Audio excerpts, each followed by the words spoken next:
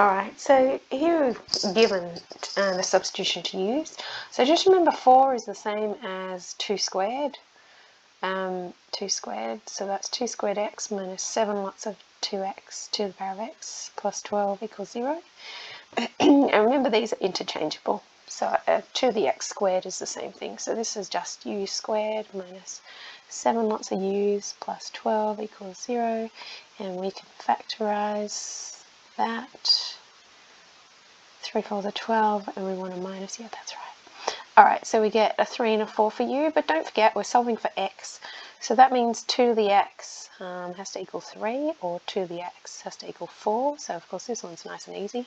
X equals 2. This one I'll have to log. If I log both sides and bring the x to the front. So this is just one way to do it, of course. Or you could use your knowledge of the definition of exponentials to logs, but you'll get a log of 3 on a log 2. You can leave it like that, but really that's using change of base. That's the same as, or the kind of opposite of change of base, maybe. That was bad. Log base 2, 3.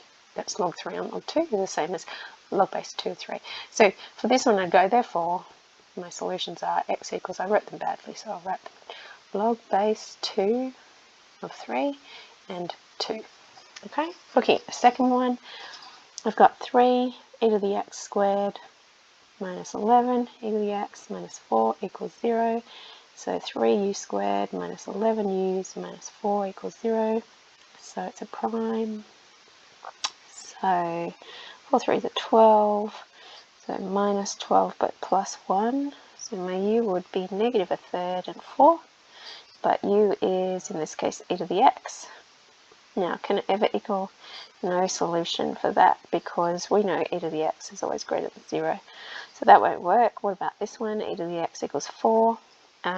So x, if I log again, log base e of e is log 4. So x would equal log 4. Log base e, that is, of 4.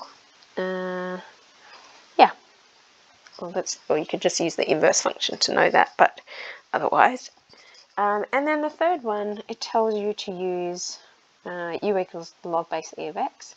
So u minus 9 on u, you don't have to use u, but it makes it kind of easier to see. So if I times everything by u, you can see difference of 2 squares, that's going to be plus or minus 3.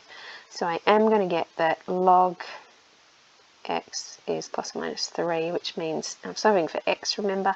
So x is going to equal e to the power of 3 and e to the power of minus 3. Yeah, there are your answers.